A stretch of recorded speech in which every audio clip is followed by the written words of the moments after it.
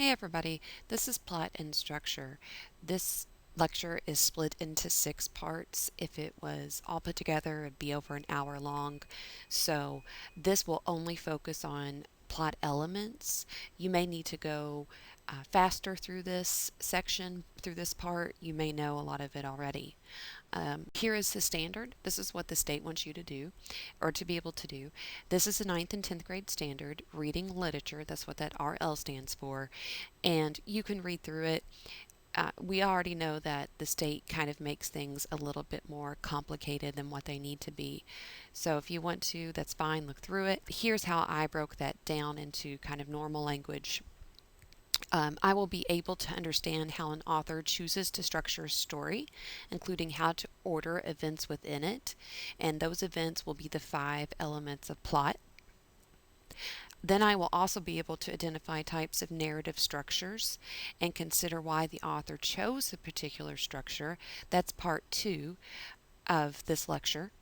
And then last, I will also be able to understand how an author creates mystery, tension, and or surprise based on the structure of a story. That's part 3. Now, you do remember that I said there were 6 parts to this lecture. I added a few more things. I also would like for you to be able to know the different types of endings, why one ending is maybe more effective than others. I would also like for you to be able to discuss artistic unity and bad artistic unity. So that's lectures 4, 5, and 6. First, I need you to be familiar with some basic vocabulary that we will be using in class. We don't say hero. We will call our main character the protagonist. The protagonist doesn't always have to be a hero. He can be the bad guy in the story, but he may be our main character. So in that case, we will call him the protagonist. Now, whoever is set against the protagonist is our antagonist. That can be a person, it could be the protagonist himself, so he can be the protagonist and the antagonist. It could be a hurricane.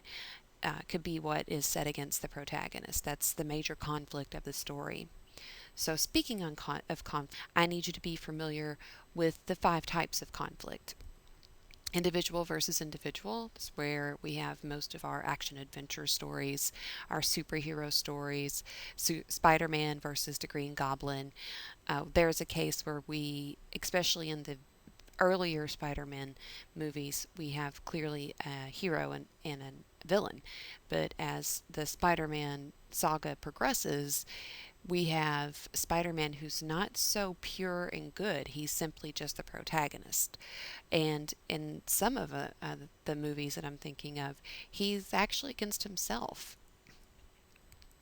Which leads us to the second type of conflict, individual versus self, which our third one would be the individual versus nature. So if you think of movies, which are stories that we're all familiar with, you could think of any type of movie where the protagonist is set against a tornado.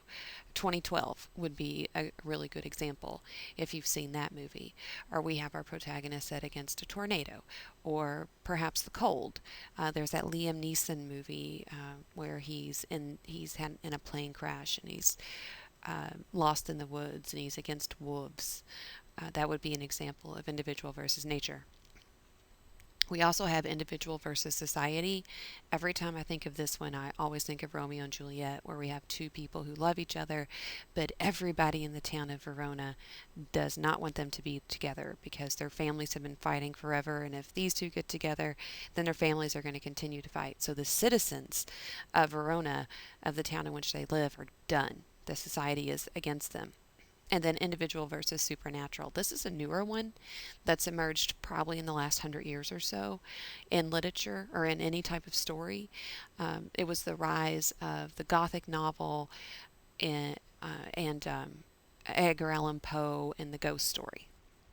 All right, so you need to know a little bit about plot now. Here starts our major elements of a story. A plot is the sequence of events which an author constructs a story. So it's the sequence of events that are in a story, basically. And I have 5 events, 5 elements. And hopefully you know these. We have the exposition. The exposition includes the setting and any kind of background, including maybe some prior character knowledge that I need to know in order for me to make sense of what's going on in the story. Um, in movies, or let me go with a novel. And if I look at the Twilight series or the Divergent series or the Harry Potter series, anything that has multiple books in it, I if I don't read the first one and I skip to the second or the third book, I will have probably a chapter solely dedicated to what's happened in the previous books.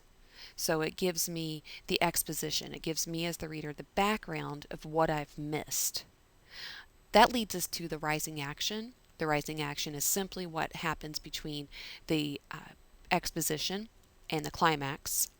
The rising action traditionally tends to be the longest part of the movie. The climax is where the protagonist and the antagonist come to a head. So it's the last major conflict that occurs in the story. I also have the falling action that simply happens between the climax and the resolution, and then finally I have a resolution. Skilled authors are careful to present the plot elements in an order that adds value to the story, which gets us into structure. How do authors structure their story? How do they arrange those five elements? I don't always have to do it in that order. But if I do, then it's called Freytag's Pyramid. Now, probably in fifth or sixth grade, you just learned the beginning, the middle, and the end, and that's at the bottom of this infographic. But we are breaking it down since sixth grade a little bit more, and you'll need to be able to identify Freytag's Pyramid. I have the exposition, traditionally happens at the beginning.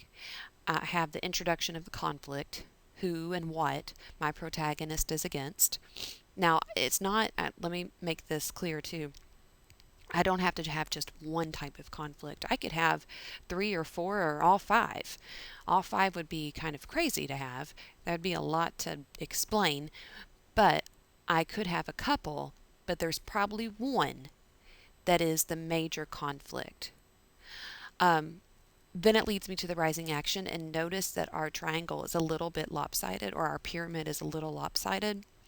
The rising action, as I stated before, takes the longest time. It usually helps us to build the suspense that leads us to that climatic moment, that climatic scene, the climatic chapter where the protagonist and the antagonist have that final battle, or well, I could be a physical battle, or the battle of the mind, or the battle of the wills.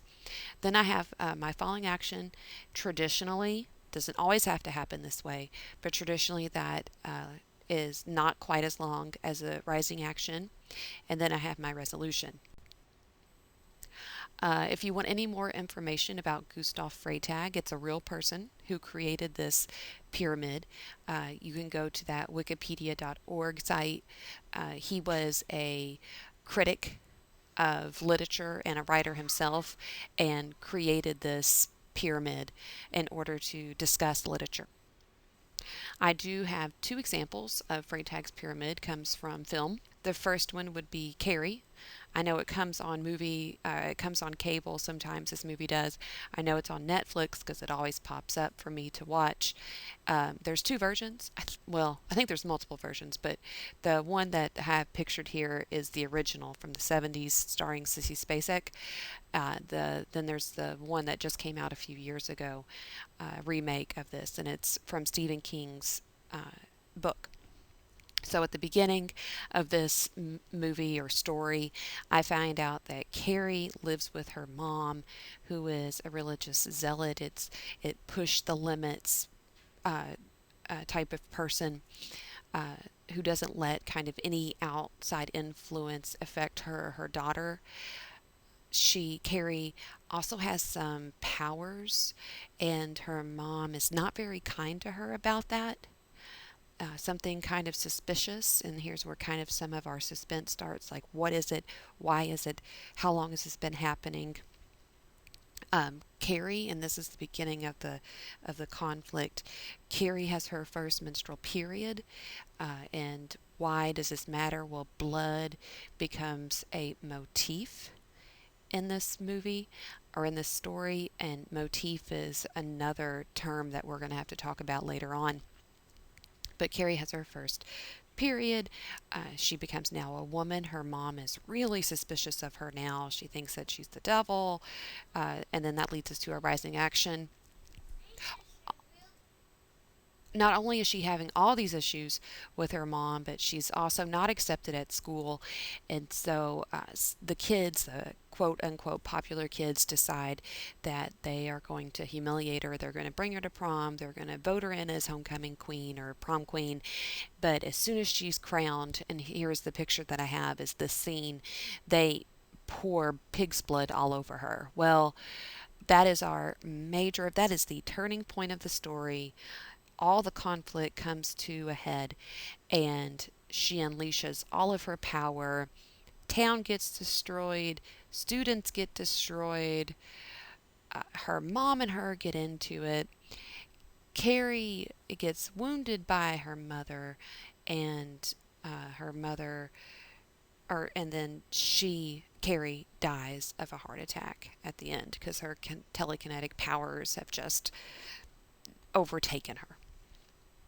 Another example is from John Carpenter's Halloween. I don't know why I chose two scary movies, but you could take a second and read through Freytag's Pyramid. It's a basic story, um, basic Freytag's structure, got some background, have rising action where he kills all these people, which leads us to the climatic moment where he is trying to kill his sister. Will he kill his sister? And then rushing down to our falling action. She's able to get away from him and he gets shot. We think that Michael has died and he hasn't because we know that there's 1,000 other Halloweens.